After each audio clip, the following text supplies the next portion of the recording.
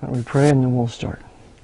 Father, we thank you, Lord, for this morning. We thank you for Timmy that came this far distance. Pray a blessing upon him in his work here, and to the end that the truth of the Jesuits might be circulated even more. We ask these things in Jesus' name. Amen.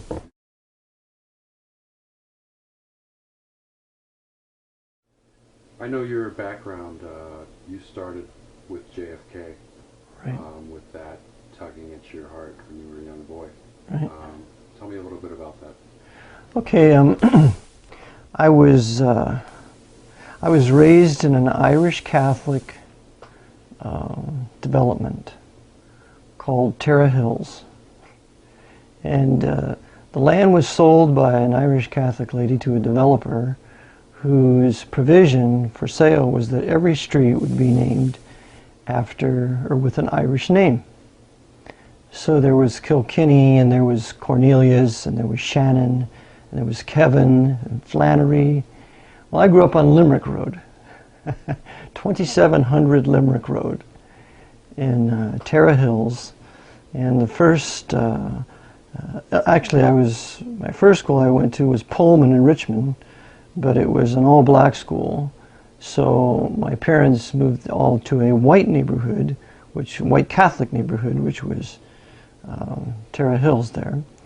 And there I went from first grade to sixth grade. So when I was in fourth grade, my teacher her name was Miss Beals, and I was desperately in love with her. Okay.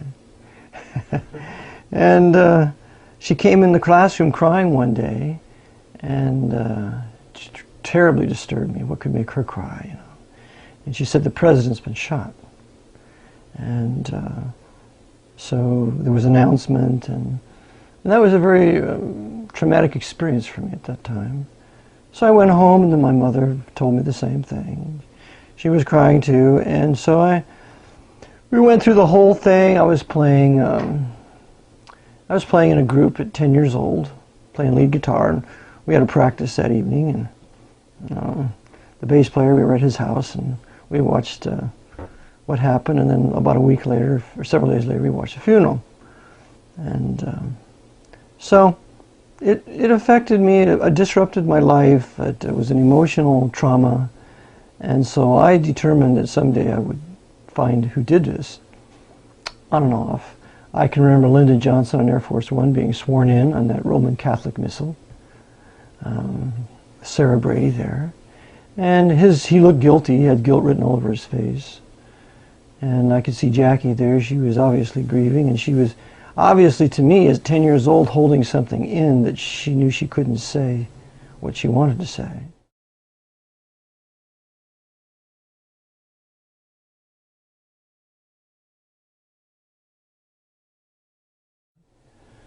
So I knew that there was something terribly wrong in Denmark here.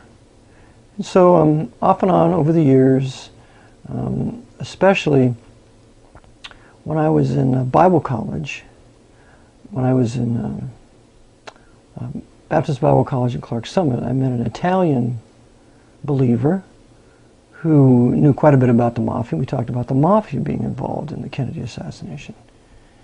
And after talking with him, I was utterly convinced he was right, but that it had to be more than the Mafia. It had to be government. And then with JFK coming out, that classic line that I quote in my book, could the Mafia change the parade route? Could the Mafia get Oswald in and out of Russia? I mean, could the Mafia make a mess of the investigation? I mean, all these questions that were so very well put together by Oliver Stone and the writers, lead you to the conclusion that it was a government inside job and that they have a party line to continue to cover it up. And then when you read Fletcher Prouty's work, JFK, and The Secret Team, he further solidifies that conclusion because he was the liaison between the CIA and the Pentagon. So, at a young age, I was very affected by it, and I was raised atheist. I came from an apostate Protestant family. My mother her mother was a Lutheran and a Swede. She was an Anderson. And my grandfather, my mother's father, was an Irish Protestant, unsaved, never read a passage of Scripture to me in my life. Couldn't stand the Roman Catholics. I remember he asked me one time, "Do you have a girlfriend?" I said, "Well, yes, I do. Is she Catholic or Protestant?" Well, I couldn't care less. I said, "Well, she's Catholic." He went. I said, "Well, she's very nice to me, and she's just, her mothers were great, and her father's nice. Her father's an electrician. I mean, we're sharing Christian." So, you know, I was raised on his part, when I would see him periodically, with an anti-Catholic bias, but I never knew why. So I thought he was just a bigot. And then I found out years later that my grandfather was in the Ku Klux Klan. Because my mother put on his hood one day in Wisconsin. He had a, is this too much? Should I not go? One day, okay, he had a hood, or she had his hood on, and she was running around outside. My grandmother ran in, "Ethel, get in here!" And so she was threatened with a whipping for running around with my grandfather's Ku Klux Klan. And this was, she was, well, for fun. Just for fun. Just for fun, right? Scare the kids? Or? Yeah, I don't know why she did it. She just thought it'd be a plaything, put the hood on, and run around. Well, this was in Wisconsin. This is not in the South. Because remember, the Klan in the North is just as much, if not more powerful than the Klan in the South. Indiana, those places like that. So, he was also an Orangeman. He painted his garage door orange of his auto shop because he was in auto repair and he was a mechanic in the area, in Beloit, Wisconsin. And so he was in the Klan, he was an Orangeman, and he couldn't stand Roman Catholics. And the blacks, for that matter, now that I remember. I remember we were trolling one day in Folsom Lake, and there was a white guy fishing with a black guy, and he said, "I don't know why these white guys have to hang around these blacks." And I didn't know what he meant by that because I was pretty much raised around blacks, you know. So that was my maternal grandfather. He was a very good man to me. He loved me dearly. I was like his son. He always wanted to have a son. And then on my paternal grandparents' part, they were communists. And they hated Nixon. They called Nixon Nittler, from Nixon to Hitler. My grandmother, who was a very intelligent woman, considered the Battle of Stalingrad a great, mighty battle vindicating communism, not knowing that all the military hardware given to Stalin was from Lend-Lease, $11.3 billion worth from Skull and Bonesman Averell Harriman on orders of 33rd degree Freemason FDR, on orders from Knight of Malta and secret advisor Jesuit Edmund Walsh. So the Jesuits were using FDR and Harry Hopkins to build the Soviet Union at the time, and that made it possible for them to make their stand at Stalingrad. So my grandmother did not understand that, and I remember telling her one time, this is all, when I was 18 or so, before I went to the Air Force, I said, "This is all the Vatican." She said, "Oh, Eric, you're out to sea in a rowboat." And my father had been raised with the anti-communist bias. He told me, you know, anti-communism, he said, communism, you know, is a religion. And I said, you know, you've got a point there. And then Richard Wurmbrand later came out with his book, what is it, Marx and Satan? And he goes into the very same scenario that communism is in fact a religion. And what I add is it's identical to Romanism. Its tenets are identical. So, in any event, that was my grandparent, my paternal grandparents. They were communists. And my paternal grandfather was a blacksmith. And he used to have a cup of coffee and a cigarette every morning until he got emphysema. And he had to have one of his lungs removed. And I remember he couldn't hardly walk up a set of stairs. So grandma was the boss. It was a matriarchal family. Where my maternal grandparents, grandpa was the boss. So two stark, different contrasts. But both were patriotic, both loved their country, and I was instilled with a great patriotism and true nationalism by my father. So when this happened to JFK, it deeply affected me, which was the basis for future study.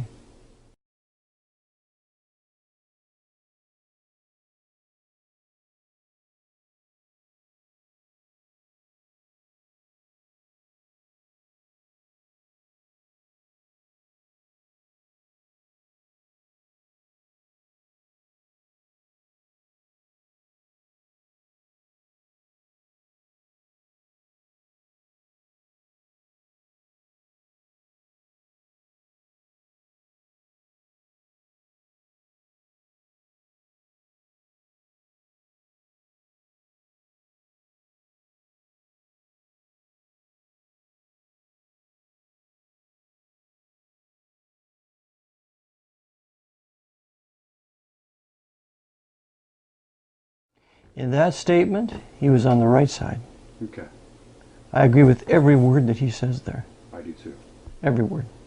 But you said in this statement. In that statement. For Proceed example, with that. okay, we have to look at Jefferson a little bit more here. Jefferson could never have been the representative of the Virginian people had he had any other views than those. Because the Virginia people were white, they were Protestant, and they were Baptist. And those white Baptist Protestants, all of them Calvinists for the most part, would never have sent Jefferson to the Continental Congress or the Constitutional Convention had he advocated anything other than that. So the Jefferson is an example of God using an ungodly man for good purposes, and we can never forget that. When God's people obey him and do the right thing, the Lord will divide the camp of the devil, and he will use certain of the devil's servants for the benefit of his people. And Jefferson is an example of that. Franklin is another example of that. Thomas Paine is another example of that. So Jefferson, as you know, was a deist, but he was also involved with the Grand Orient Lodge of France, which was Jacobin. And the Grand Orient Lodge of Paris, France was completely controlled by the Jesuits. It had become Illuminized.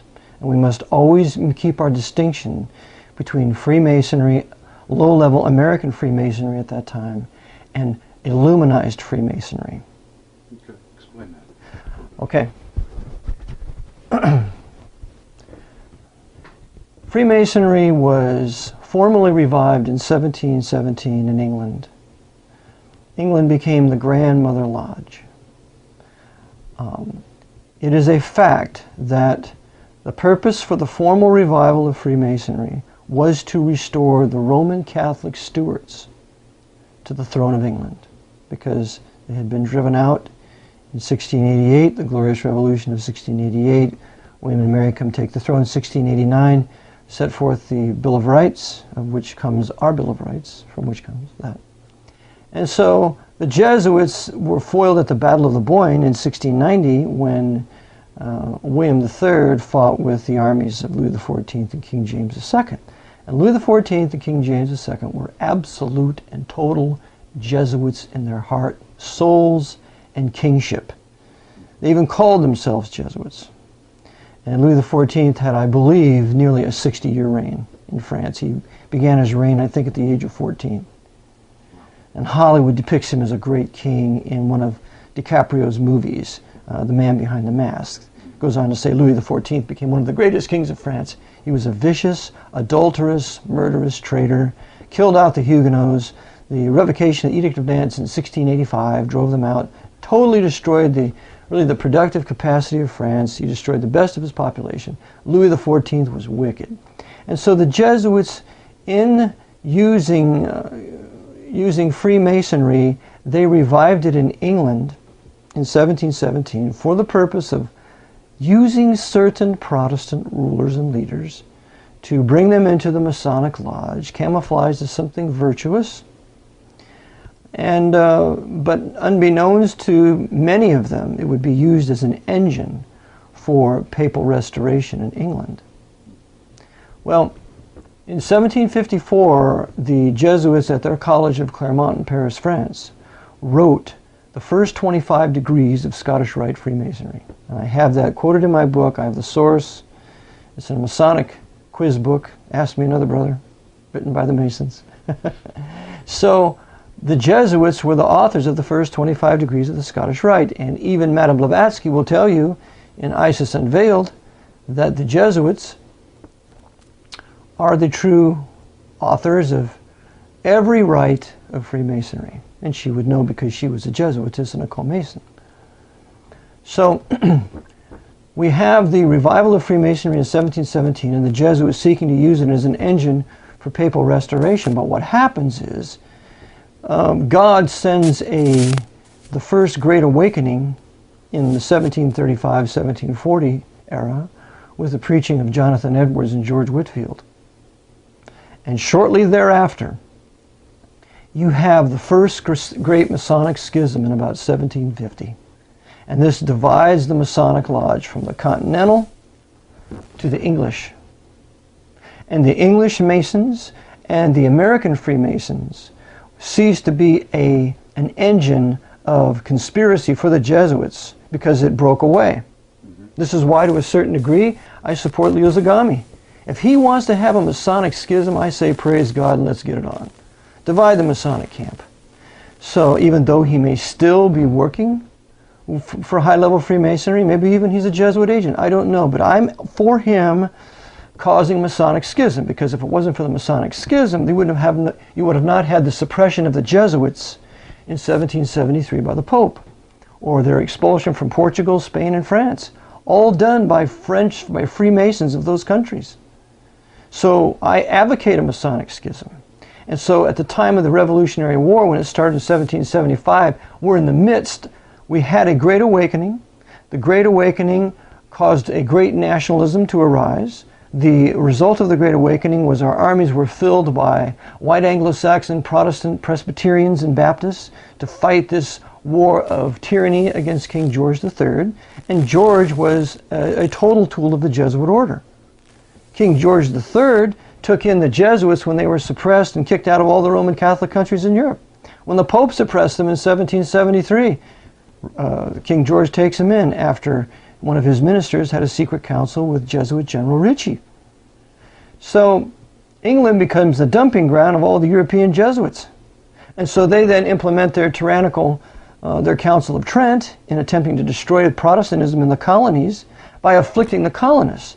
The Navigation Acts and so on. You can only use English shippers. Under Cromwell, the colonies could use any shippers they wanted. We had true freedom of commerce under Cromwell as when we had colonies. Well, not with King George III. You can only use English shippers. And they jacked the price up and made it impossible to make a profit, just like they're doing to us now. No matter what you do in your business enterprise, you cannot make a profit now. And so they were doing the same thing to the colonists. Well, the English Freemasons and the American Freemasons were working together. They were anti-King George III, anti-Pope, and so they were involved in the Boston Tea Party and involved in some of the great movements that led to the American Revolution. But the Revolution was Protestant. It was based upon Protestant principles. It was carried out by a white Protestant population. There were 3 million people in the colonies, only 30,000 Roman Catholics and 24 priests. The rest were all white Anglo-Saxon Protestants. We had, I think, 500,000 black slaves at the time. I think that's what Blake says in his History of Slavery and the Slave Trade that was written in 1860. But the white population was Protestant. And we were driven here by the Inquisitions of Europe. Every city in Europe had an auto da fe. It had a fire burning heretics regularly on a daily basis. And so we fled after 200 years of persecution. And God gave us this place. That's why Squanto was on the shore when the pilgrims arrived, and he speaks English. And he helps them, and he saves their very lives. Because God was saving his church, a remnant of his church, giving them a place to worship him according to his word, the Bible, the Reformation Bible, the AV 1611, and the Geneva Bible, which came essentially from the same underlying Greek text. The Reformation Bible, which we call it. So we have the English and the American Freemasons separated from Grand Orient Freemasonry on the continent, which includes not only the Grand Orient Lodge of Paris, it's going to include Frederick the Great.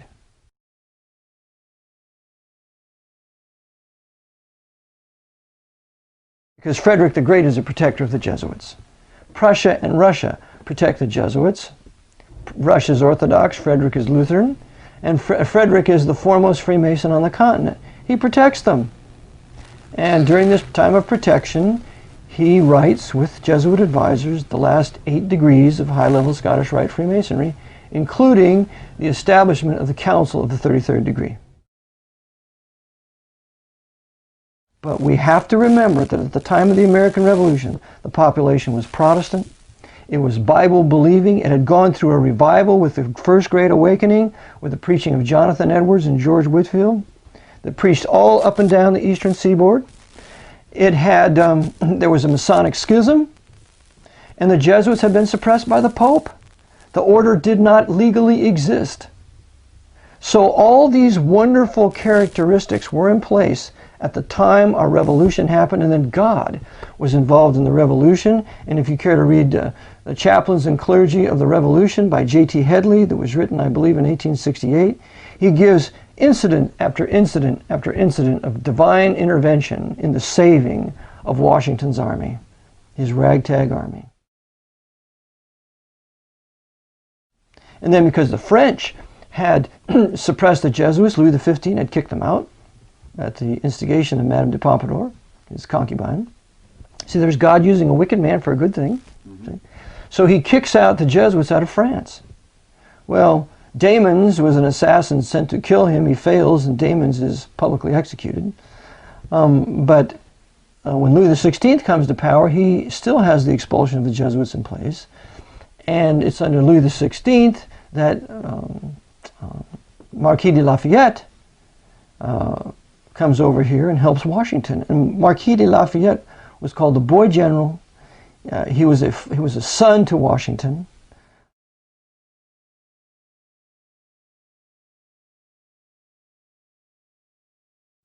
They, according to Headley in his Life of Washington, his son sometimes would sleep with Washington, but it was nothing sexual. All right. Lafayette loved his father, George Washington. If Washington was old enough to be his father, and when Lafayette became a father himself, he names his son George Washington Lafayette. So Lafayette was a Mason, a low-level Mason. He hated the Jesuits, and Lafayette said that if the liberties of this country are ever destroyed, it will be by the design of the Jesuit priests. I have that in my book. So Lafayette couldn't stand them. Washington knew all about them. And so God used this schism in Freemasonry to unite a Roman Catholic noble named Lafayette with Washington, the Episcopalian, who later was a Baptist because he was baptized by his captain, one of his captains who was a Baptist pastor, John Gano, in the Hudson River. And there's a man, a historian, that's devoted most of his life to validating and proving the point, and he is quoted in William Grady's How Satan Turned America Against God, his volume 1. So, in fact, Washington gave Pastor Gano his sword, and I have a picture of it in my book. But Washington was a Bible-believing Baptist Calvinist. He was surrounded with preachers. Timothy Dwight was one of them, and several others, and they're all listed in the Chaplains and Clergy of the Revolution. So the heart and soul of the successful American Revolution was really Virginia and Virginian Calvinists. So this was George Washington. This was a schism in Freemasonry. If we are ever to get our liberty back again in this country, or if we are ever to secede, because I advocate Pennsylvania secede, there must be a schism in Freemasonry. And therefore our mode of attack is to show today that Masonry is completely united, and it is nothing but an engine of destruction for all national sovereignties by the Jesuit order.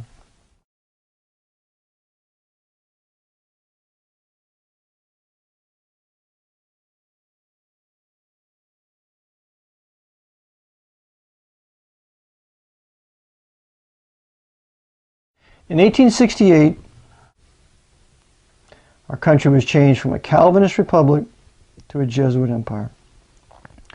In 1787, when the Constitution was ratified, we can say that's the beginning of our nation as a Confederate republic or a federal republic of sovereign nation states. Every state, all 13 states, were nations. According to the Dred Scott decision, every colony became free, independent, and sovereign. So they were all nations. And therefore, as sovereign nations, they had, if they wanted to enter into an alliance, they had to form a confederation. To form a confederation for a more perfect union, because the first union was a confederation of sovereign states. In fact, it's called the Articles of Confederation. So the Constitution, to form a more perfect confederation, which is also called a union, It was gathered together, and we have the Constitutional Convention. It's finalized in, 90 days. And in 1787, 8 of the 13 colonies ratify, 8 of the 13 states ratify, 8 of the 13 nations ratify, and a more perfect union, or a more perfect confederation, is created at that time. They're still free, they're still independent, and they are still sovereign, and they still have the right to secede if their state, if their nation comes under threat of having its rights and its sovereignty overturned by the limited, small central government that it had established. To further this point, the foremost documents that prove that this was a limited Confederate republic are the Virginia and Kentucky resolutions of 1799. The Virginia and Kentucky resolutions of 1799 were written by James Madison, a Baptist Calvinist who was not a Mason, and Thomas Jefferson, who was a deist and a Freemason, and probably in alliance with the Jesuits because he spoke well of Adam Weishaupt. He was an Illuminized Freemason. However, he still advocated right principles. Again, God using an ungodly man for a good purpose. So they declared in those documents that the Constitution established a federal union of sovereign states, and to the Constitution, to the federal government, were delegated certain and specific powers.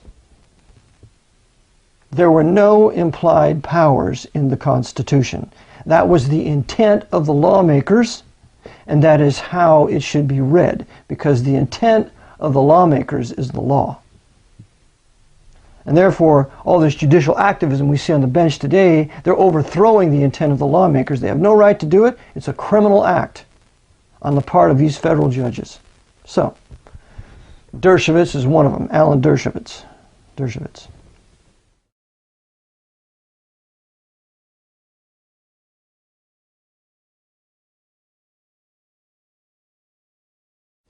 So, even though he's not a federal judge, he says the intent of the lawmakers means nothing. Well, this is the typical socialist, communist, neo-Nazi, fascist position of all your federal district judges. They don't care what the intent of the lawmakers is. And this is a crime. This is a reason to secede.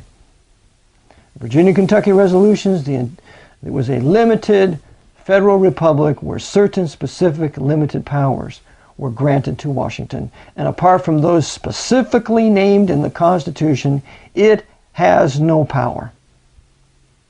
And so we lived under a wonderful government from 1787 to 1868, really, at least in law, because the presidents couldn't go beyond their bounds. Like that, right? And it's still, yeah, right. It should be, but unfortunately, we know what the problem is. The problem is that in 1868, the 14th Amendment was passed, and the killer section of that amendment is Section 1. And in Section 1, it says that all persons born in the United States and subject to the jurisdiction thereof are citizens of the United States first, and of the state wherein they reside secondly. So what the 14th Amendment did is it reversed the origin and character of American citizenship, making U.S. citizenship, quote, paramount and dominant, and state citizenship subordinate and derivative. What that did was it completely changed our form of government because it completely changed the citizenship.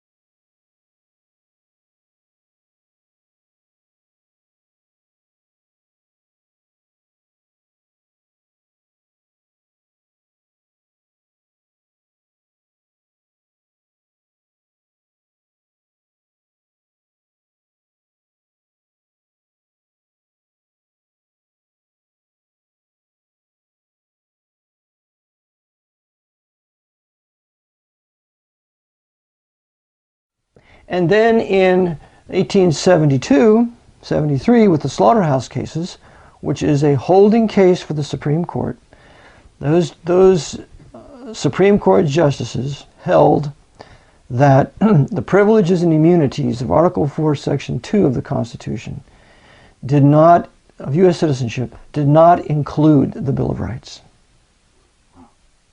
And this is exactly, this conspiracy of overthrowing our Bill of Rights was spoken of by Samuel Morse in his great work, Foreign Conspiracy Against the Liberties of the United States, that he wrote in 1835. That the Pope was out here sending his agents, his Jesuits, the Loophole Foundation, to overthrow the liberties of the people of the United States. And that's how they did it. The open attack was, oh, the South is behind the Confederacy, and the Confederacy is going to overthrow the country, and then the Confederacy will make America Catholic. That was the open but false policy. The Confederacy was too Protestant.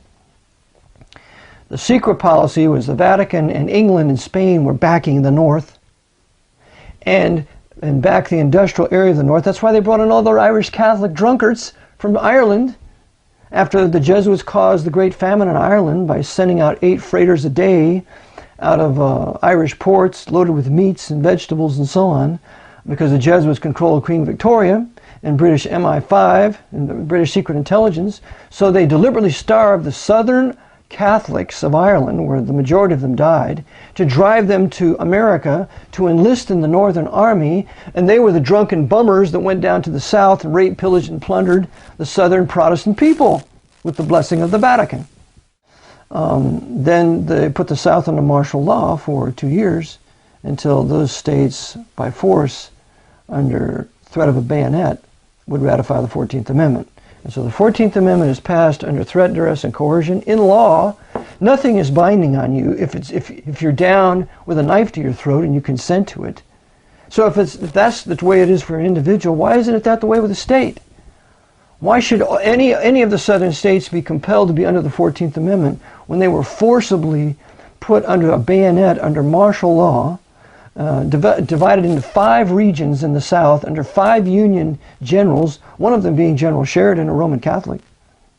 And then you had Butler the Beast in New Orleans, and you had Sherman, and just a bunch of savage northern generals treating the southern people despicably, deriding them over slavery when the vast majority of southern slaves were treated well by their masters, unlike the slaves in the West Indies. So they put the South under martial law till they consented at the point of a bayonet to ratify. And then when that happened, it changed the origin and character of citizenship, and therefore we have a whole new country. The deception is they kept the name of their new country the same name as the old country. They should have called it the American Empire rather than the American Republic, because the Jesuits corrupted our republic just as the devil had done with the Roman Republic and converted it to an empire under Augustus. So what was once a limited republic in Rome now becomes an empire. And with an empire, nobody has any absolute rights. And the purpose of an empire is twofold: to go to war and to pay a tax. As long as you go to war and you fight the wars of the Caesar, you fight the crusades for the Pope, and you pay the Pope's income tax, even though if you're in the private sector you don't owe it, you're okay. You're a patriot. You're a great guy. But the moment you stop refusing to fight the Pope's crusades, the moment you stop refusing to pay the Pope's crusade tax, which is an income tax, which is exactly how the papacy financed the crusades in the Dark Ages. They financed it with an income tax, and I have it quoted in my book. The moment you stop doing that, you're a terrorist. You're a criminal. You deserve to go to prison. You're worse than a murderer. Because you see, what you do is you threaten the very foundation of the Pope's design for this empire in restoring his temporal power around the world, while at the same time building the nations that he wants to have built. Communist China, Communist Russia, the Pope's revived Latin Kingdom of Jerusalem, which I believe the racial Jewish people have a right to that land, but not under this government ruled by the Pope. I'm for their right to live in the land, but I'm against the government that rules them, because the government persecutes those people in Israel. It persecutes the Jewish people. They keep the agitation going. They never end it when it could easily be ended. So they use us to finance the Arab world, to finance Africa, to finance South America, to finance Mexico, to finance every other country but our own. We cannot build a true free nation here. We can't have really an empire, and I wouldn't mind an American empire from the East Coast to the West Coast if it was a republic, if it was a confederation of sovereign states, where Washington was not in your life.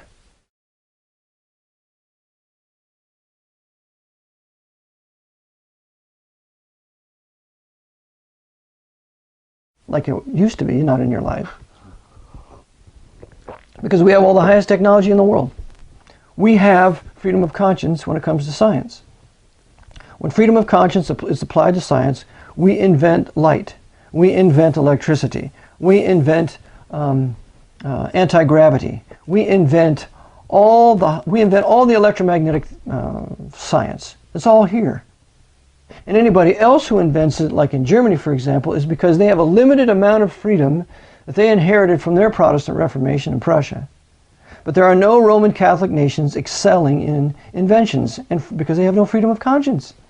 They've been hammered down by the priests. It's not that they're stupid. It's just they're totally kept down by the damnable religion of Romanism, which forbids any freedom of thought in the area of the Bible, of what you believe about God, and therefore that extends over to invention.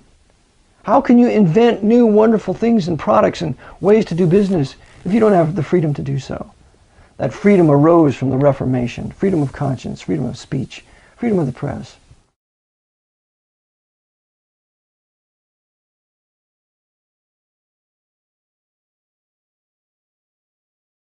So, we are not allowed to build a nation. There is no reason, for example, that we should be subject to foreign oil. That is a sin and a crime. There is no reason why we should have a huge power grid in this country. That is a sin and a crime.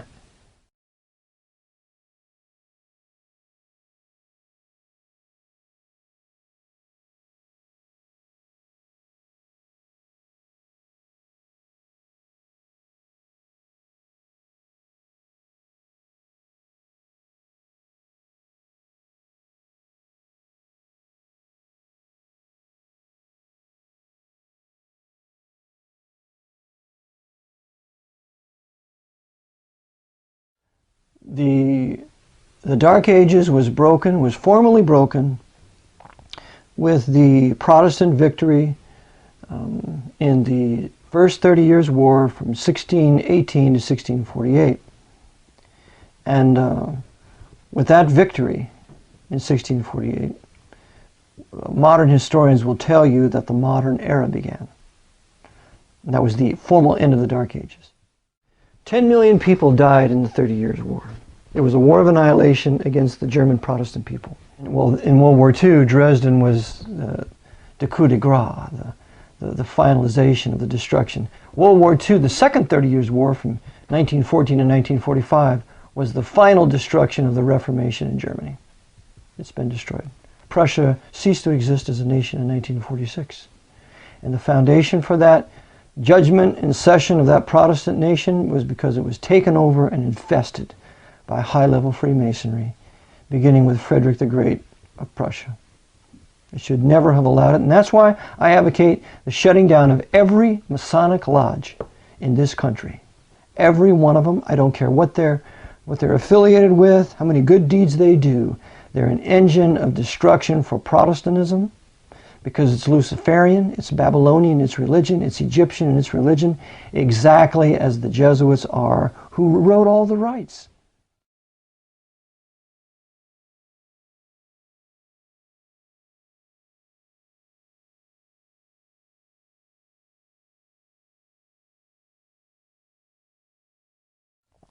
That's what we need to do to restore our country. So we're going back to the Dark Ages, which is exactly what R.W. Thompson said. He was a Secretary of the American Navy in the 1870s, I believe, and he wrote the only history of the Jesuit order, apart from mine, in 1894, called The Footprints of the Jesuits.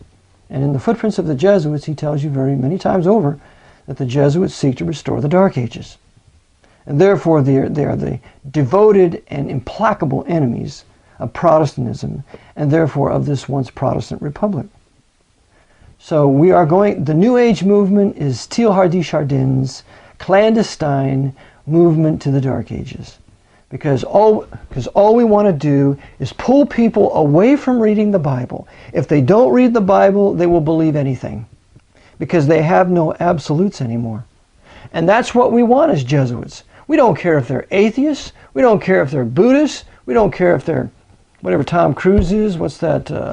Scientologists. We want them in anything and in everything except the AV 1611 Reformation Bible, because this is called an asp by the Jesuits. It bites us. It stings us. And we have to grab it like a serpent and turn it into a rod, as Moses did, so that it has no effect anymore on the population. And once it has no effect on the pulpits and the population, our quest for universal political power will be complete. So how do we do this? Well, we're going to have theosophy in the 1800s, and the modern day equivalent of that is the New Age movement, of which Teilhard de Chardin was the father of, and he was, according to my friend Christopher Strump, he was in the Office of Naval Intelligence while he was in China, bringing about his fraudulent hoax of the Peking Man. And then he was also later involved in the Central Intelligence Agency, this Jesuit. So anything they can do to tear us away from the Bible, and most assuredly, you have to get the Bible out of the public school. This abomination cannot be read there. After all, we have to have separation of church and state. By the way, Jefferson never met the separation of the Bible from culture.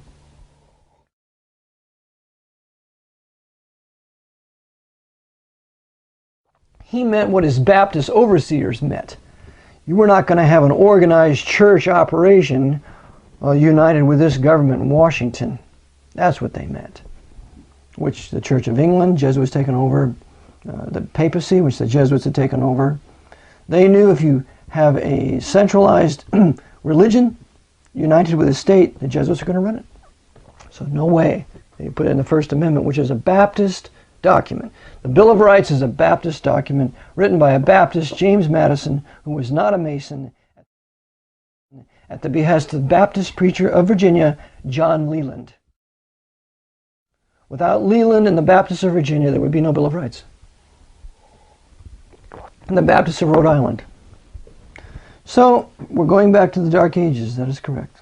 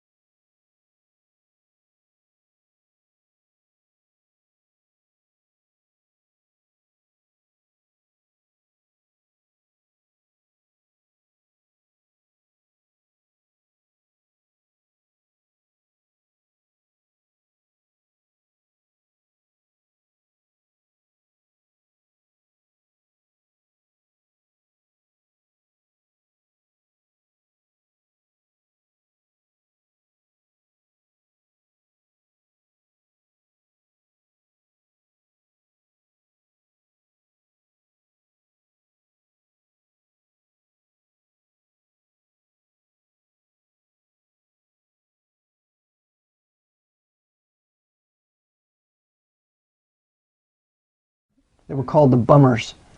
They were called bummers because they went and they pillaged all the plantations, cut down the drapes, raped the women, incited the blacks, they had a loving relationship with their masters, so the blacks were against these bummers. They hated these Yankees. And the blacks would even take their little girls and hide them in the swamps from the white Irish Catholic bummers so they wouldn't be gang raped by the Northern Army. And the Northern Army engaged in lots of gang rape on the black women and their daughters. And so the black Southerners hated the Yankees, and they wanted nothing to do with them. That's one of their major fear tactics. When you ravage and insult the womanhood of the people you're attacking, that greatly demoralizes them, because they will do anything to prevent that from happening. They will surrender their guns, whatever. They will really stop resisting. That's why you have the rising of the Klan shortly after the Civil War, because those white Southerners down there to the man joined it, because they were going to totally destroy Southern culture, and the Yankees in the North, controlled by the Jesuits, were attempting to incite a race war where the blacks would rise up and kill all the whites, as they did in Haiti about 80 years before that. But because the blacks were well treated and they were loved by their masters, they didn't do it. That's one of the greatest proofs that the white people of the South, particularly the Protestant states of Virginia, North and South Carolina, and Georgia, how they treated their servants well. It was black slaves that dug the trenches around Savannah and Atlanta to keep the Yankees from coming in. And when they fought to the bitter, bloody end, they didn't do it because they had to. They did it because they wanted to. There was 38,000 black slaves fighting on the side of the South as soldiers.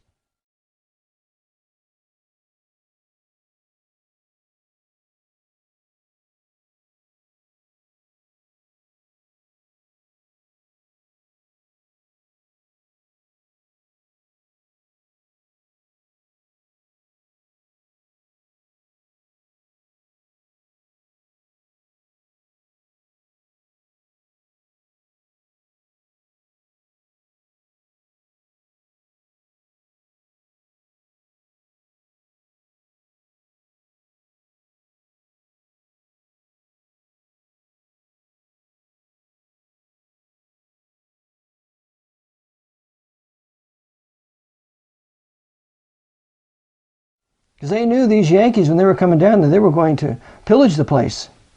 And they did. So, that was a war of annihilation. It was intended to destroy the white Protestant Southern people. The Vatican could not stand the thought that there were white Protestants who were benefiting from slaves. Now we have to remember that the institution of slavery is not condemned in the Bible. We are constantly lambasted with this propaganda that slavery is a sin. Slavery is not a sin. There are people that are fitted to servitude, and there are a lot of white people fitted for servitude. And when the government seeks to prevent that natural incident from happening, it has to implement socialism. And this is what the Jesuits want. Universal socialism means the destruction of the middle class. The destruction of the middle class means the enthroning of the nobles, because the nobles aren't paying income tax. They know how to get around it because they wrote the laws. So the purpose of the IRS is to enthrone the corporations, the cartel capitalist corporations, and to destroy the white Anglo-Saxon Catholic and Protestant middle class, because the white Catholics have benefited under this American form of government. And therefore the Vatican does not consider them true Catholics. So they're on the hit list, and that's why the Vatican is busy forcing miscegenation down the throats of not only white Protestants, but white Catholics too. Because you have to do away with the white race. Once the white race is neutralized to force miscegenation, then you can never have another Reformation, because no black nation was ever used to bring about the Protestant Reformation. The greatest servants in the world are white of the Lord. The white man wrote all your systematic theologies. Look at Ridpath's history. Look at Encyclopedia Britannica. Look at all your lexicons, the Greek New Testament. Who put that together? White men. It's a white man's language. White men did it. God used the superior race to bring about the Reformation, to whom much was given, much was required. Not like I have something to boast because I'm white. I have a superior responsibility. I have a superior responsibility to resist tyranny, because the greatest workers of iniquity are white. The Black Pope is white. All the papacy is white. They have token blacks there that are cardinals, but they're just token. The most wicked men in the world are white. Therefore, this is a war between white men. Righteous white men versus wicked white men. And the blacks can either side with us, submit to us, and help us, or they will side with our oppressors, as they are now. Yes, I have been called a racist. Now, I'd like to define the term. There is such a thing as a hateful racist. This is what we're all familiar with. The Ku Klux Klan, first coming to mind. The Nazis, next coming to mind. but we forget about the Nation of Islam. See, those are black, hateful racists, and they don't get any bad press for the most part. The new Black Panther Party, they're hateful racists. Okay. But hateful racism always springs from an injustice done to that race by the race that they hate. Okay? So you have the Ku Klux Klan arising as a result of the Yankees, of the Northern Yankees coming down and inciting the blacks to commit rape and murder to many thousands of white women. Well, the Ku Klux, so the white men of the South say, we're not putting up with this.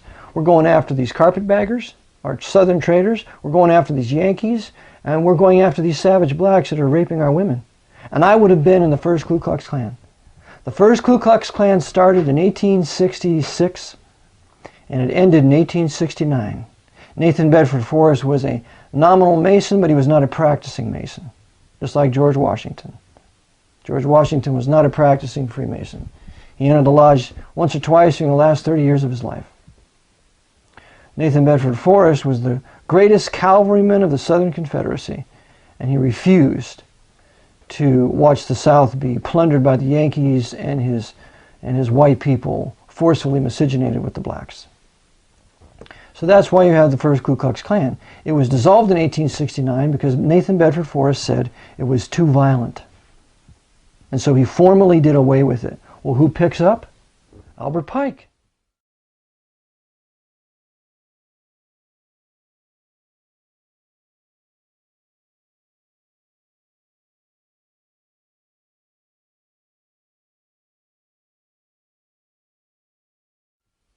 That filthy, rotten, Luciferian Protestant murderer.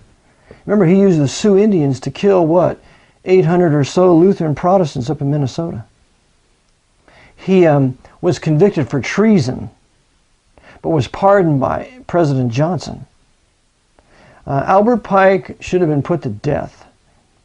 And yet, pardon me, it's this very Albert Pike who has a statue in Washington, D.C., in black Washington, D.C., where Jesse Jackson and Al Sharpton, those Freemasons, are not picketing the place and saying, let's get rid of this statue of Albert Pike in Washington, D.C.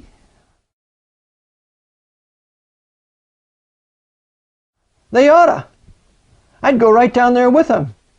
Absolutely, let's get rid of it. Let's get rid of it now. But that abomination is down there in Washington, D.C., He was a hater of black men. He was the most powerful Freemason of the 19th century in America. And he can do no wrong because no one's going to go after his filthy name. So, that's your original Ku Klux Klan. Well, then the Ku Klux Klan is revived in 1915. And why is it revived in 1915? Because the blacks of the South are attempting to be used by the Jesuits in the North to vote against the white people of the South. So they're trying to use the blacks against the whites of the South, and this is creating a racial conflict.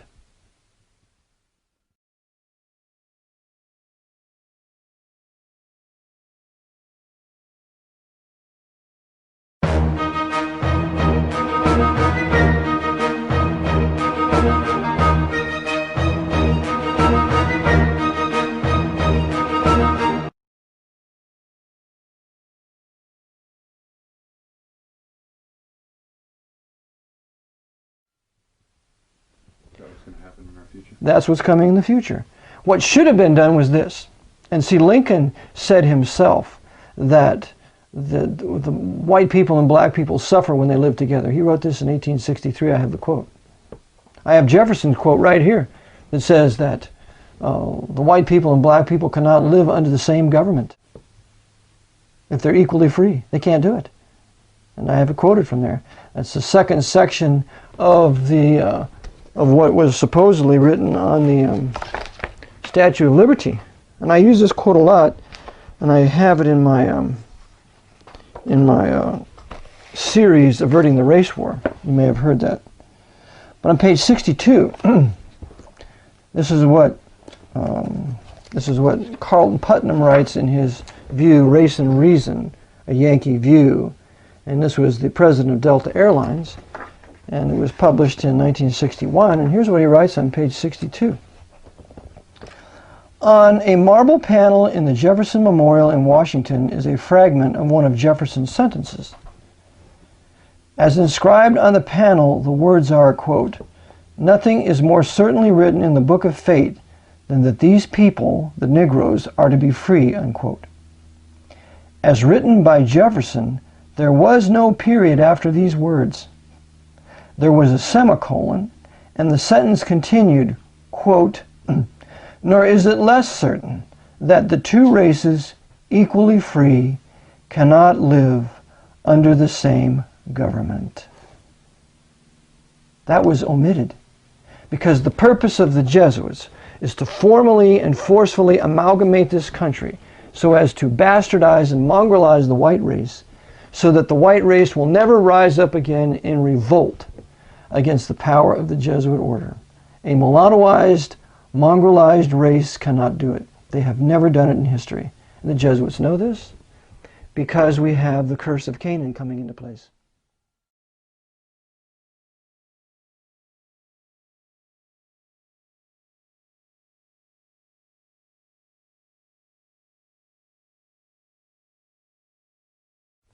Now I realize this is not a popular subject, but it's the truth.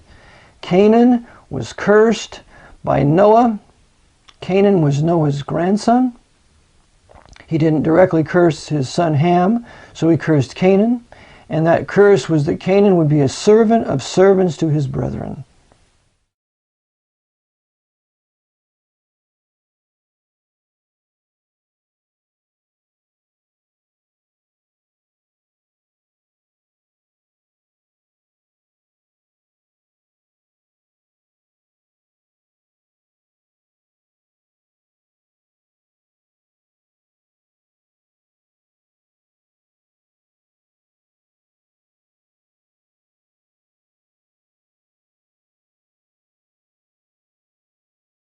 That Japheth would dwell in the tents of Shem, that Shem would be widespreading, but that Canaan would be the servant of Shem and Japheth. Well, the Shemites are the Middle Eastern peoples and the Oriental peoples. The Japhethites are the whites. You will not find in history where white people have been subordinated to blacks in any culture or in any civilization. It does not exist. I challenge anybody to show me history where there existed a nation, including Egypt, where blacks ruled over whites. So their whole design is to forcefully race mix the country. And if you don't race mix, they're going to tag you with the labels, you're racist and prejudiced. And so I respond by saying I am not a hateful racist, which brings us to our second definition.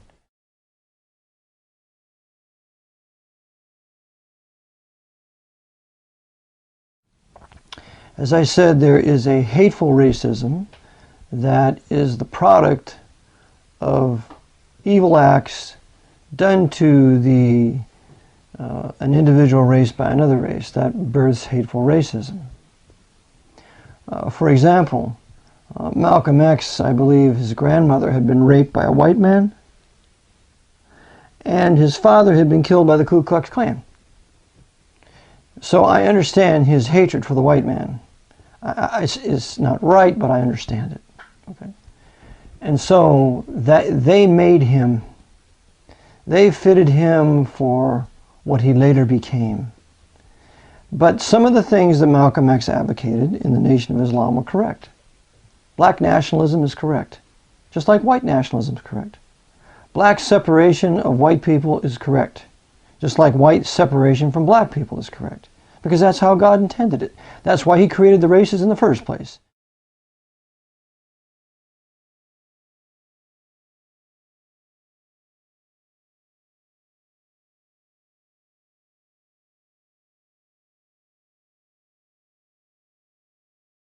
To keep mankind separate. Whenever we look out at an audience and see the different races sitting out there, the first thing we should think of is the judgment of God.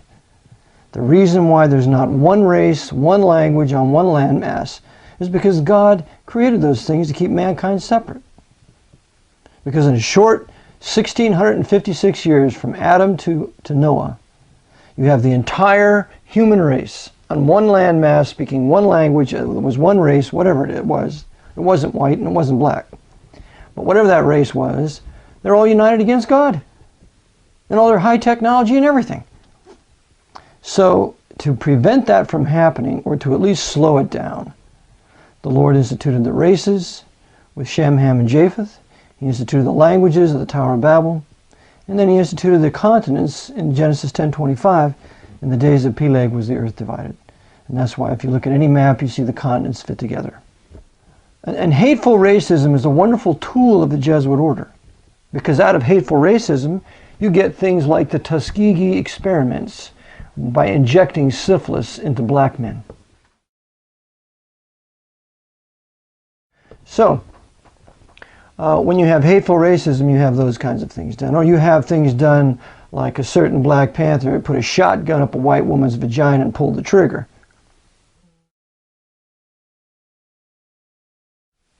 And now you see all this black on white crime. It's everywhere. All you need to do is turn on Cops or turn on a program before that. The vast majority of it is black on white crime. This is exactly what the Jesuits want. They want it. And they use their white Freemasons in the courts to not punish it.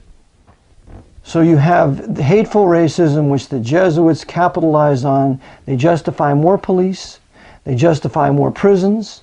They justify doing away with rights like gun rights. So we're going to run guns in the black communities, cause the gangs to fight and kill each other off, the Bloods and the Crips, and then we'll use that as a justification to take the guns away from everybody, including all the white people. That's what they're doing. So they love black on white crime. They promote it. They use their Louis Farrakhan.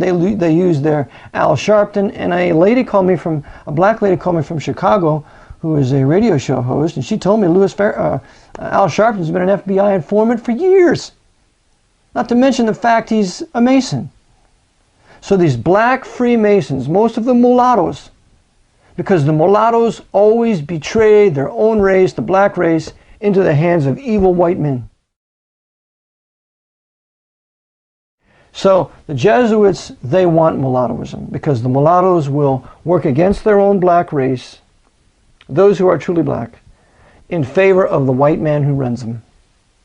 And an exception to this was Malcolm X, but you have Barack Obama, who's an example of this. You have H. Rap Brown, who's an example of this. You have Huey Newton, who was an example of this. You have Angela Davis, who is an example of this. All the key, Julian Bond, who is the head of the NAACP, all of them are mulattoes. They're the Pope's mulattoes.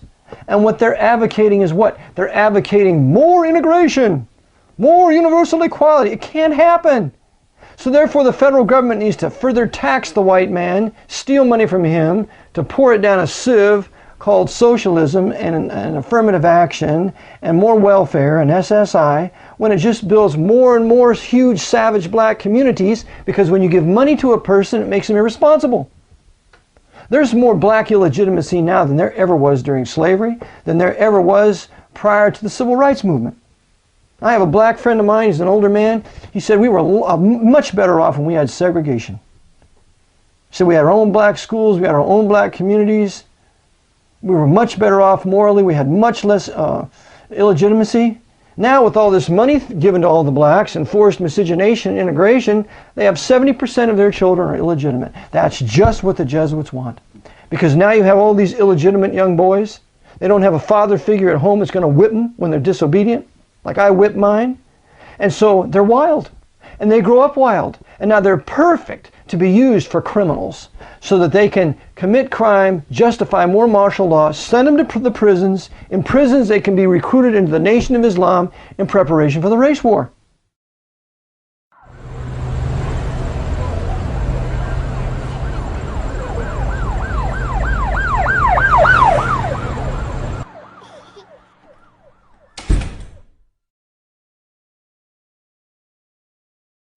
So everything to do with that is just to, like you said, raise those boys without a father, and then step in and be that father, which is these older gang leaders. To That's bring right. them into that family.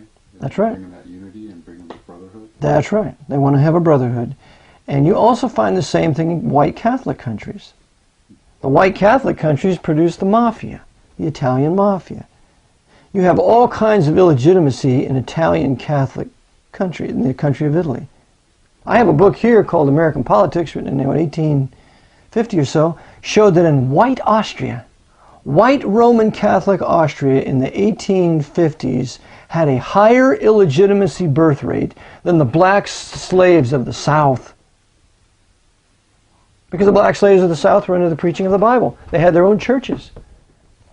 So what you have is you have now this illegitimacy which the Jesuits loved due to socialism, socialist insecurity, illegitimacy. Even Reggie White, that great football player for the Green Bay Packers, said integration destroyed the black community. He's absolutely right. So this is where a cult leader like Louis Farrakhan gets members when he advocates right things like the separation of the black race from the white race, no interracial marriage, that we need our own businesses, etc., etc., and he calls it a nation. He's right. The blacks in this country are a nation. I would hope that they would not be Muslim, because no black man in his right mind would be a Muslim.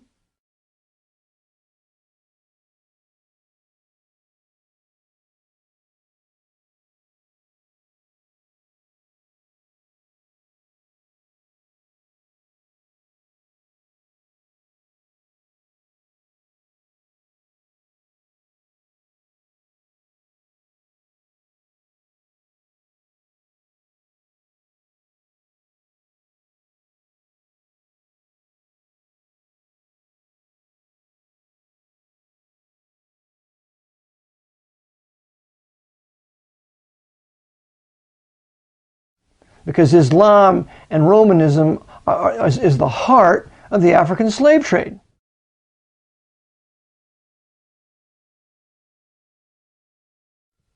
And if you do not believe me, read Blake's book, The History of Slavery and the Slave Trade, written in 1860, and I am highlighting it in my series, How to Avert the Race War.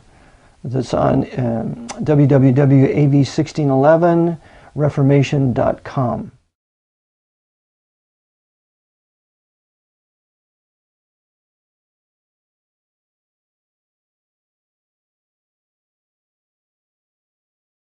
That's where you can download that. We have some 34 sessions of 40 minutes apiece. So we have hateful racism. Now we need to deal with biblical racism. And biblical racism has to do with a man preferring his own race, seeking to build his own race, seeking to build his own country that's composed of a race, a specific language, a specific history upon which a specific culture is built. For example, if and when I ever decide to go to Mexico, I would go to Mexico and I want to see Mexican people. I don't want to see white people. I want to hear them speak Spanish. I don't want to hear them speak English. I want to see them in the Mexican women in their beautiful Mexican dresses. They're long and they have these beautiful white blouses. I want to see the men in the Mexican wedding shirts with those long, beautiful, sagging shirts that the duelers would use. See, they have I want to eat tacos. I want to eat Mexican food. I want to have a guacamole sauce and things like that. I want to go to Mexico, and I want to go into a nation that has nothing to do with mine, racially, linguistically, culturally, or historically. I want to encourage that nation to keep their identity. So therefore, I say no foreign land sales. All the companies in your country need to be Mexican-owned. The Mexican people benefit from the profits. Mexico is full of gold. It's full of silver. It's full of oil. It's a nice place for a tourist to go because it has a beautiful climate. Mexico could be a wealthy country, but why it is broken is because of the papacy, because of the Vatican, because the Archbishop of Mexico is the Lord and Master of the whole country. And because he's brought in American cartel capitalist corporations run by the Pope to take all of its natural resources. It's ruined Mexico. That's why we have an alien invasion of Mexican Roman Catholics. They've wrecked it. It's a gang war. It's a dope haven. All because of the Vatican's Central Intelligence Agency, mafia, working with the Mexican families in Mexico, and that's what they've done to their own people. They've destroyed any possibility of a middle class, and only the nobles rule, and everybody else is to be shorn and eaten by these criminals. Knights of Malta, high-level Freemasons of America and other nations working for the papacy. So when I go to Mexico, I want to be Mexican. I want to see them. And then when I want to leave, I want to go back to my country. That's white. We speak English. We have organic hamburgers on wheat bread. We have Celtic sea salt. We don't have any of the junk food. In other words, my new white nation, all the junk food's gone. We don't have any of the rotten ice cream made from plaster of Paris, and we don't have Morton salt. We don't have the Jesuit order sugar processing. That's why I refuse to eat sugar. I refuse to eat C&H sugar or any of the other processed sugar. Number one, because it's poison. You might as well eat heroin. And number two, that the slave trade was prosecuted, was carried out under the guise of providing the black slaves from Africa to the sugarcane fields in the West Indies. So slavery brought the curse of white sugar on the white people of the world.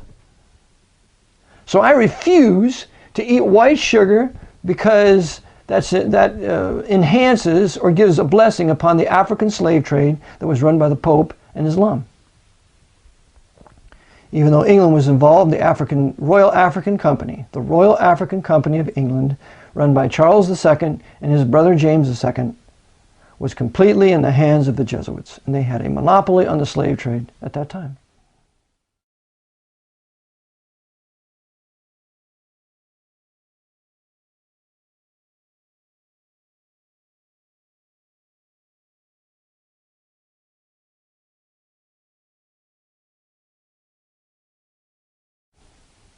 So Sir John Hawkins is not the father of the slave trade. All these blacks are telling us it's Sir John Hawkins. It's not Sir John Hawkins. It is Antonio Gonzalez of 1434 of Portugal who's the father of the slave trade. So it's the Catholic nations of Spain and Portugal that first started it, and then Islam, and then the English Protestants later joined it in the late 1500s. But you see, the Jesuits blame only white Protestants for the slave trade. So they can keep their hands clean. So they can keep their hands clean, and so that their white Roman Catholic countries won't suffer. Who are the countries demanding to have reparations paid? White England, white America. But what about reparations from Spain? What about reparations from Portugal? What about reparations from Egypt and Turkey? Because the slave trade, those black slaves were rounded up by Muhammad Ali. That's what his name in the 1800s. Muhammad Ali, the Sultan of Egypt, the most powerful slave trader of his day in the Islamic world. He rounds up these blacks and he brings them up to Cairo and Constantinople and sells them in the markets. So John Newton, Wilberforce, in conjunction with Granville Sharp. Granville Sharp was a Greek master. He wrote it's called Granville Sharp's Rule in Greek grammar. Granville Sharp learned law so that he could be a part of doing away with the slave trade. And it was Granville Sharp that was responsible for the Somerset case in 1772 that declared that any black man put a foot in England, he was automatically free. All of it Protestant, all of it Bible-believing. The doing away with the African slave trade and the gradual emancipation of the blacks, setting up Liberia in this country. We bought the land from the Africans. My Protestant forebears bought the land from the Africans, set up the Liberian colony, was beginning to repatriate the black Americans back to Liberia. They were prospering. They were reading the Bible. They had a huge production of fruits and vegetables. They were given warships by Germany, by Protestant Prussia, by America and England. We white Protestant nations were helping the Africans to reestablish themselves in Africa. But never is it spoken of. Only reparations. Well, I've got the answer. Here's the final reparation. We're going to obey the Word of God and we're going to separate. You have your nation somewhere here in North America. We have ours. We can engage in commerce and trade if we wish. If we don't wish, then that's our business. And that would be the final settlement of this problem. But never Well, the Jesuits allowed this as long as they run the country. So we have all this hateful racism on the part of the blacks, on the part of the whites, fomenting race war to justify fascism and martial law. Then we have biblical racism, which says, I don't hate your race, I love my race. And so for that reason, I live in a white community. I have a right to live in a community where there are only white people. I have a right to have a business where there are only white people working for me. That is, if I can find some that are responsible today anymore. I want to have a church where it's only white people. I want to have a white culture where we speak English. We don't have two languages. I want what we once had. So, I advocate the creation of a new white nation somewhere here in North America. And that we need to start migrating there now. Because you can't have a nation until you first have a migration. The problem with migration is we have a filthy federal government that says it's against the law for you, white boy, to set up a white community. That's illegal. So they have forbidden any possibility of a white migration where we can be white to the end that we would set up a new nation, because they made that illegal in this country. So that shows you the criminality of Washington and the Jesuits who run it. So God will have to get involved. But the point is that the Christian men should prefer their own race. If I was a black Christian, I would prefer my own race. I would want to live around my own people in a place other than a ghetto. If I was a Mexican, I would want to live around my own people. If I was an Arab, I want to live around my own Arab people. If I'm a Jew, I want to live around my own Jewish people. That's why you have Jewish communities in this country. And by the way, the Jews have never fared so well in their diaspora as they have in white Protestant nations. But the Pope's court Jews, are doing their best to destroy white Protestant nations, to the detriment of their own racial brethren. And that's what's happening here. That's what happened in Germany. That's what's happening in England. So a biblical racist is one who prefers his own race, language, and culture, wants to live around his own people, doesn't hate any other race, is not designing to go conquer another race, is not designing to go conquer another nation. Our historic white Protestants purchased what we got here. Pennsylvania, every square foot of Pennsylvania was purchased from the native Indians here, from the savage native Indians. We didn't steal 1 square foot. It was historically Protestant with, William Penn. So I want a white Protestant nation once again where we have our legitimate boundaries, where we can serve the Lord in a written Bible, and people who wish to visit us can visit, but they can't live here, and they can't race mix with us, because we are going to honor the boundaries, the borders, the divisions that God has established. God hates unity. God wants divisions when it comes to sinful mankind. In heaven, when we don't have a sin nature, why, of course there'll be interracial mixing because we have no sin nature. But we will maintain our racial identity, we will maintain our linguistic identity, we will maintain our cultural identity. There's an American over there. There's a white American. There's a black American over there. There's an African over there. There's a South African there. And that will be delightful because I believe we will all speak our native languages, but yet we'll understand all languages.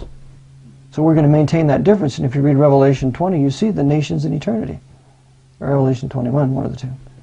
We have Revelation 5:9, those that have redeemed out of every nation, kindred, tongue, and people. Those distinctions remain to the glory of God. I would hate to think that heaven is composed of one race, one language, and one culture.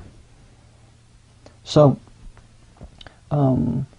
we have a biblical race. This is the Lord Jesus Christ. I'm sent only to the house of the lost sheep of Israel. Go not into the way of the Gentiles. Go not into the way of the Samaritans, half-Jews. Go only to the house of the lost sheep of Israel. He only has a Jewish, racial, Hebrew, Jewish, Israelitish mission. Even though he talks to the Samaritan woman at the well, this is what's coming, but it was not his mission. When Israel rejected him and he was killed, buried, and resurrected, then the gospel goes to all nations. But not prior to that. Only Israel. So he preferred his own people. He preferred his own race, language, and culture. He didn't hate Gentiles. He preferred not to be around them, and he preferred not to talk to them. He preferred not to talk to the Syrophoenician woman in Matthew 15. He wouldn't talk to her to begin with. Then, oh woman, but even the dog, it's not good to give the children's bread to the dogs, you pet dogs. He regarded non-Jews as pet dogs. She said, but even the dogs eat of the crumbs of the master's table. He says, oh woman, great is thy faith, be it unto you, according to you, as you will. And her daughter was made whole. But he was not sent to talk to Gentiles when he departed to the coasts of Tyre and Sidon. He departed for rest. He didn't depart to minister. Christ never went to Africa. He never went to America. He only was sent to the house of the lost sheep of Israel for the duration of his ministry. So, he preferred his own race, language, and culture. Even so should we. And when we do that, we have respect for other races. We punish our own racial kindred for afflicting other races. We will not tolerate it. If there is a white nation that we know that's persecuting an Oriental nation, like America bombing Vietnam, then we will say we will have no trade with you, nothing to do with you until you stop persecuting this Oriental nation or this black African nation. And so we don't partake of other nations' sins. We keep aloof from that. We still trade, we still do business, but we are not going to persecute or interfere with the domestic tranquility of that people. But let's just say, well, the blacks need to be brought up to our standard of living in Africa. Says who? If they want to live in tribes, that's their business. How they want to live in their own nation is their business. So we have to acknowledge that. And so a non-hateful biblical racist acknowledges the racial differences, doesn't hate any other race, seeks the benefit of his race, and when he benefits his race, he will produce things that will benefit other races. And that's how it should work. We should have a united, an embassy of united sovereign nations where we all get together as sovereign peoples and we are there to oversee that these other nations are not afflicted or persecuted, and just let them develop how they wish to develop.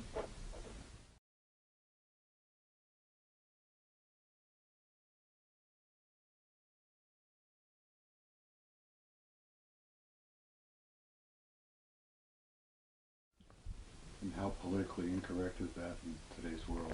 Totally. Because that would go right against Satan's government. Satan's government. See, for the devil to implement his new world order under the Pope, on the final risen Pope that will be murdered, come back to life, and be the Antichrist in Jerusalem, for that to happen, you have to race mix everybody. You have to culture mix everybody. So you have to bring people of other nations into your country. So you have no longer a common race, a common history, a common culture, or a common language. And then, when you have this, then you can foment wars and agitations and crime, race on race crimes, nation on nation crimes. The Irish can persecute the Italians, etc. And when you have that, that's what we want, because now we can justify more law, more prisons, more police, and that's what we want. We want a disarmed,